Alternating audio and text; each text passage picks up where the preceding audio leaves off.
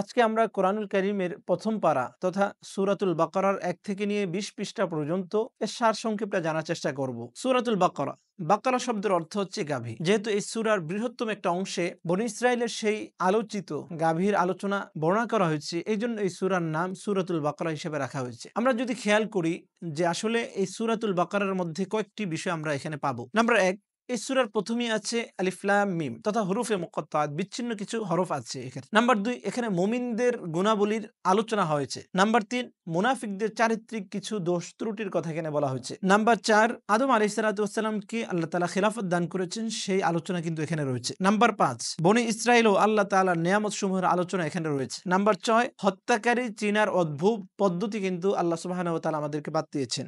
প্রথম নম্বরে আসি হুরুফে মুকাত্তাআত দিয়ে।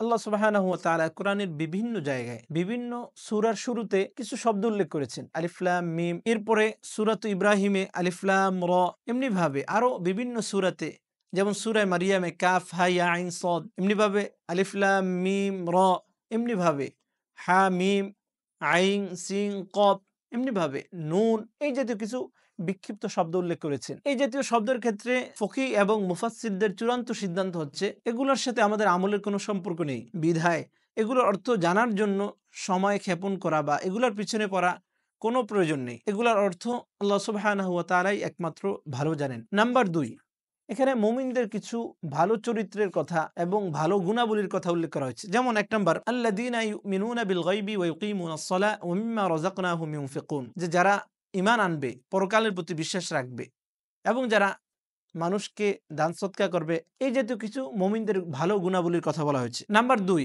মুনাফিকদের কিছু বদ চরিত্রের কথা বলা হয়েছে, তাদের কিছু খারাপ গুণাবলীর কথা এখানে আলোচনা হয়েছে। যেমন ওয়ামিনান নাসি মান ইয়াকুলু আমান্না বিল্লাহি ওয়া বিল ইয়াউমিল আখিরি ওয়া মা হুম বিমুমিনিন, যে কিছু লোক এমন আছে যারা বলে আমরা আল্লাহ এবং পরকালকে বিশ্বাস করি, কিন্তু বাস্তবিক পক্ষে তারা প্রকৃত পক্ষে বিশ্বাসী নয়। তারা কিয়ামতকে বিশ্বাস করে না, আল্লাহকে বিশ্বাস করে না। এই সূরার মধ্যে আল্লাহর খেলাফতের কথা বলা হয়েছে। যেমন এই সূরার ৫ নাম্বার পৃষ্ঠা আল্লাহ বলেছেন, ওয়াইয ক্বালা রাব্বুকা লিল মালাইকাতি ইন্নী জাইলুন ফিল আরদি খলিফা। স্মরণ করো ওই সময়ের কথা যখন তোমার রব বলেছেন ফেরেশতাদেরকে যে আমি দুনিয়াতে, এই জমিনে, এই ভূপৃষ্ঠে আমার খলিফা বা প্রতিনিধি প্রেরণ করব। নাম্বার ৫, বনী ইসরাইল এবং আল্লাহর নিয়ামতের কথা বিশেষভাবে এই সূরায় উল্লেখ করা হয়েছে। যেমন আল্লাহ সুবহানাহু ওয়া তাআলা বলেছেন, ইয়া বানি ইসরাঈল আযকুরু নি'মাতি আল্লাতী আন'আমতু আলাইকুম ওয়া আউফু বিআহদি উফি বিআহদিকুম ওয়া ইয়্যায়া ফারহাবুন, যে হে বনী ইসরাইল স্মরণ করো ওই সময়ের কথা যখন আমি তোমাদেরকে নিয়ামত দান করলাম এবং তোমরা আমার সে অঙ্গীকারকে পূর্ণ করো যে ওয়াদা তোমরা আমার সাথে করেছিলে। দেখেন আল্লাহ সুবহানাহু ওয়া তাআলা বনী ইসরাইলকে অনেক ধরনের নাজ নেয়ামত দান করেছেন। মান্না সালওয়ার কথা কিন্তু আমরা জানি যে আসমান থেকে তাদের জন্য খাবারের ব্যবস্থা করা হয়েছে, যেটা পৃথিবীর ইতিহাসে অন্য কোনো জাতির জন্য আল্লাহ সুবহানাহু ওয়া তাআলা সরাসরি এরকম কোনো পদক্ষেপ গ্রহণ করেননি, কিন্তু তাদের জন্য আল্লাহ করেছেন। তা সত্ত্বেও যখন তাদেরকে আল্লাহর একাত্মবাদকে বিশ্বাস করার জন্য বলা হয়েছে, আল্লাহকে পূর্ণ বিশ্বাস করার জন্য বলা হয়েছে, তখন কিন্তু তারা আল্লাহর সাথে নাফরমানি করেছে। নবী মুসা আলাইহিস সালাতু ওয়াস সালাম যখন তার ভাইকে তার দায়িত্বে দিয়ে আল্লাহর কাছ থেকে কিতাব আনার জন্য গেলেন, তখন কিন্তু এই বনী ইসরাইল আল্লাহর সাথে নাফরমানি এবং আল্লাহর সাথে শরীক করা শুরু করলো। তারা একটা বাছুরকে পূজা করা শুরু করলো। সেই কথাগুলোই কিন্তু আল্লাহ সুবহানাহু ওয়া তাআলা এই সূরার মধ্যে বর্ণনা করেছেন। নাম্বার ৬, হত্যাকারীকে চিনার একটা পদ্ধতি আল্লাহ সুবহানাহু ওয়া তাআলা বলছেন, অদ্ভুত পদ্ধতি। যখন বনী ইসরাইলের মধ্যে একটা লোককে হত্যা করা হলো, তখন তার হত্যাকারীকে খুঁজে পাওয়া যাচ্ছিল না। তারা সবাই পেরেশান হয়ে গেল। তারা দৌড়ে এসে নবী মুসা আলাইহিস সালাতু ওয়াস সালামের কাছে এর একটা সমাধান চাইলেন। তখন আল্লাহ সুবহানাহু ওয়া তাআলা আসমান থেকে এক অদ্ভুত, তখন আল্লাহ সুবহানাহু ওয়া তাআলা চোরকে চিহ্নিত করার জন্য আসমান থেকে একটি অদ্ভুত পদ্ধতি নাজিল করলেন, অবতীর্ণ করলেন। বললেন, ইন্নাল্লাহা ইয়া'মুরুকুম আন তাযবাহু বাকারা, যে তোমরা একটি গাভী এরকম জবেহ করবে। জবেহ করার পর তার যেই রান রয়েছে, রানের মাংস এবং তার হাড্ডি, এই পুরো আস্ত একটা রান দিয়ে মৃত ব্যক্তিকে তোমরা আঘাত করবে। আঘাত করার সাথে সাথে সেই মৃত ব্যক্তি জীবিত হয়ে যাবে এবং তাকে জিজ্ঞেস করলে হত্যাকারী সে অবশ্যই বলে দিবে। আচ্ছা, আল্লাহ সুবহানাহু ওয়া তাআলা কেন তাদেরকে এই অদ্ভুত পদ্ধতিতে একটি গরু জবেহ করার জন্য বলেছেন এবং মৃত্যু ব্যক্তিকে জীবিত করলেন? ইহুদিদের একটি দল মৃত্যু পরবর্তী জীবনকে অস্বীকার করত। তো আল্লাহ সুবহানাহু ওয়া তাআলা এই পদ্ধতি অবলম্বন করে তাদেরকে জানান দিলেন যে না, আল্লাহ সুবহানাহু ওয়া তাআলা মৃত্যু পরবর্তী মানুষকে উঠাবেন এবং তাদের বিচার আচার কিন্তু তিনি করবেন। নাম্বার ৯, হারুত মারুতের ঘটনা এই সূরায় বর্ণিত আছে। এই সূরার ১০২ নম্বর আয়াতে আল্লাহ বলেছেন, ওমা উনজিলা আলাল মালাকাইনি বিবাবিল হারুত ওয়া মারুত ওমা ইউআল্লিমানি মিন আহাদিন হাত্তা ইয়াকুলা ইন্নামা নাহনু ফিতনাতুন ফালা তাকফুর।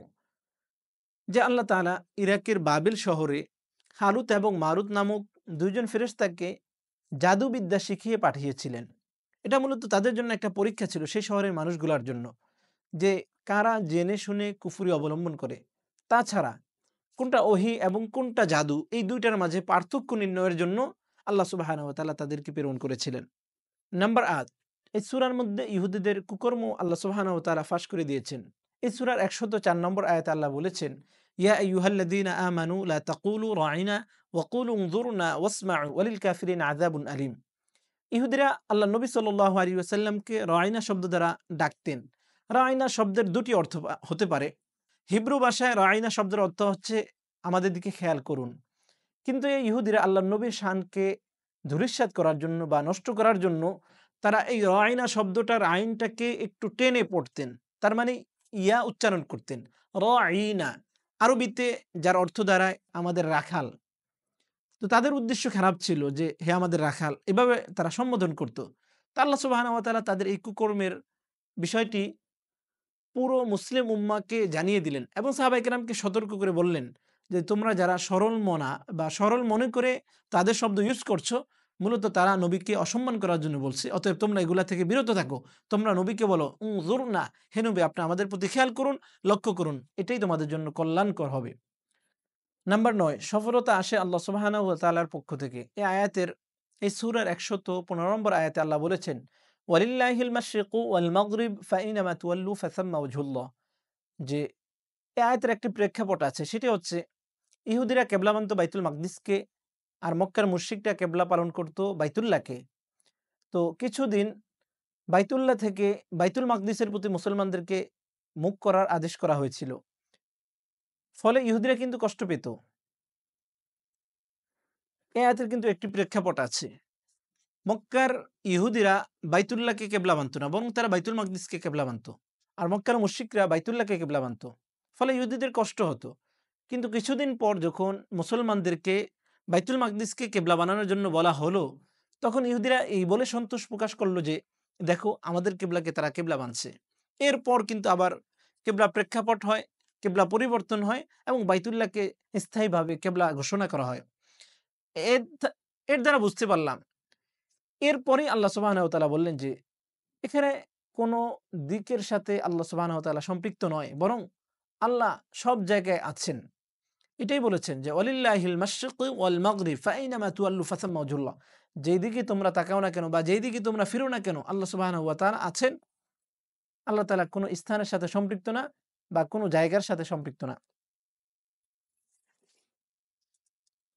নাম্বার ১০, এই পাড়ার ১৮ নম্বর পৃষ্ঠার শেষে আল্লাহ সুবহানাহু ওয়া তাআলা ১২৪ নম্বর আয়াতে ইরশাদ করেছেন, ওয়াইয ইবতালা ইব্রাহিমা রাব্বুহু বিকালিমাতিন ফাতাম্মাহুন। স্মরণ করো ওই সময়ের কথা যখন তোমার রব ইব্রাহিমকে পরীক্ষা করলেন, বিভিন্ন ধরনের পরীক্ষা, এবং তিনি ফাতাম্মাহুন, সেই সমস্ত পরীক্ষায় তিনি উত্তীর্ণ হলেন। ক্বালা ইন্নী জাইলুকা লিন্নাসি ইমামা। আল্লাহ সুবহানাহু ওয়া তাআলা ইব্রাহিমকে বললেন যে আমি তোমাকে মানুষের জন্য নেতা বানিয়ে দেব।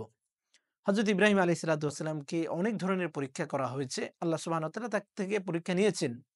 আমরা জানি তার সন্তানকে জবাই করার জন্য আদেশ করা হয়েছিল এবং তিনি বাইতুল্লাহে থাকতেন না, বরং তিনি থাকতেন অনেক দূর, সেই শামে, ফিলিস্তিনে থাকতেন। সন্তান ছোট ছিল, তা সত্ত্বেও অনেক পর তাকে আসতে হতো। এমনিভাবে আগুনের মতো এরকম কষ্টদায়ক জিনিসের মধ্যে তাকে নমরুদ এরকম নিক্ষেপ করেছিল। এই যে অনেক বড় পরীক্ষা তাকে দিতে হয়েছে এবং সবগুলো পরীক্ষা তিনি এরকম উত্তীর্ণ হয়েছেন এবং আল্লাহ তাআলার প্রিয় পাত্র হয়েছেন। আল্লাহ তাআলা তাকে তার প্রতি সন্তুষ্ট হয়ে খলিল বা বন্ধু হিসাবে ঘোষণা করেছেন। নাম্বার ১১, এই পারার শেষ পৃষ্ঠায় আল্লাহ সুবহানাহু ওয়া তাআলা ইব্রাহিমী ধর্মের অনুসরণ করার কথা বলেছেন। নাম্বার ১১, ইব্রাহিম ধর্মের অনুসরণ করার কথা বলা হয়েছে। এই সূরার ১৩৫ নম্বর আয়াতে আল্লাহ বলেছেন, ওয়াকালু কুনু হুদান আও নাসারা তাহতাদু, যে তারা বলে তোমরা ইহুদি হও অথবা খ্রিস্টান হয়ে যাও, এতটুকুই তোমাদের জন্য হেদায়েতের জন্য উসিলা হয়ে যাবে। কিন্তু আল্লাহ বলছেন না, কুল বাল মিল্লাতা ইব্রাহিম হানিফা, তোমরা প্রকৃতপক্ষে ইব্রাহিমী ধর্মের অনুসরণ করো। আল্লাহ সুবহানাহু ওয়া তাআলা কিন্তু আমাদের নবী হযরত মুহাম্মদ মুস্তাফা সাল্লাল্লাহু আলাইহি ওয়াসাল্লামকে এই ইব্রাহিম ধর্মের পূর্ণতা দেওয়ার জন্য কিন্তু দুনিয়াতে পাঠিয়েছেন। নাম্বার 12, এই পারার শেষ পৃষ্ঠার শেষের দিকে 137 নম্বর আয়াতে সাহাবায়ে কেরাম যে সত্যের মাপকাঠি এবং সাহাবায়ে কেরামকে অনুসরণ করতে হবে, এটা আবশ্যক, এটা কিন্তু ঘোষণা করেছেন। বলেছেন, ফাইন আমানু বিমিসলি মা আমানতুম বিহি ফাকাদ ইহতাদাউ ওয়া ইন তাওয়াল্লাউ ফাইন্নামা হুম ফি শিকাক ফাসায়াকফিকাহুমুল্লাহ ওয়া হুয়াস সামিউল আলিম। যে তোমরা ঈমান আনো তাদের মতো যারা ঈমান এনেছিল ইতিপূর্বে তথা সাহাবায়ে কেরাম। তার মানে স্পষ্ট ভাষায় সাহাবায়ে কেরামকে সত্যের মাপকাঠি আল্লাহ সুবহানাহু ওয়া তাআলা ঘোষণা করেছেন। তা সত্ত্বেও আমাদের সমাজের কিছু ইসলামিক দলের ভাইয়েরা বলে থাকেন সাহাবায়ে কেরাম সত্যের মাপকাঠি না। এবং আপনাদের কাছে সুপরিচিত কিছু বক্তারা আছেন যারা খুব সুন্দর ওয়াজ করেন, যাদের ওয়াজে অনেক মানুষ জমায়েত হয় এবং তারা ইতিপূর্বে বিভিন্ন জেলেও খেটেছেন। সে সমস্ত বক্তারা কিন্তু সাহাবায়ে কেরামকে সত্যের মাপকাঠি মানতে নারাজ। এইজন্য আমি সে সমস্ত ভাইদের প্রতি উদাত্ত আহ্বান জানবো, কোরআনে তাফসির করেন, কোরআনের এই আয়াতের অর্থ ব্যাখ্যা কিছুই জানলেন না। সাহাবায়ে কেরামকে আপনাকে কোরআনের এই আয়াত আপনাকে সাহাবায়ে কেরামকে সত্যের মাপকাঠি হিসাবে মানাইতে পারল না বা বুঝাইতে পারল না বা আপনি বুঝতে পারলেন না, এটা আপনার জন্য চরম ব্যর্থতা। আপনি বড় মুফাসসির হতে পারেন, আপনি বড় মুতাকাল্লিমিন হতে পারেন, কিন্তু আপনি সাহাবায়ে কেরামকে সত্যের মাপকাঠি মানতে পারছেন না। এটা আপনার জন্য খুবই দুঃখজনক একটি অবস্থা এবং খুবই ভয়ানক একটি অবস্থা। আল্লাহ সুবহানাহু ওয়া তাআলা আমাদেরকে কোরআন বুঝার তৌফিক দান করুন এবং প্রতিদিন কিছু সময় কোরআনের অর্থ বোঝার জন্য চেষ্টা করার তৌফিক দান করুন। আসসালামু আলাইকুম ওয়া রাহমাতুল্লাহ।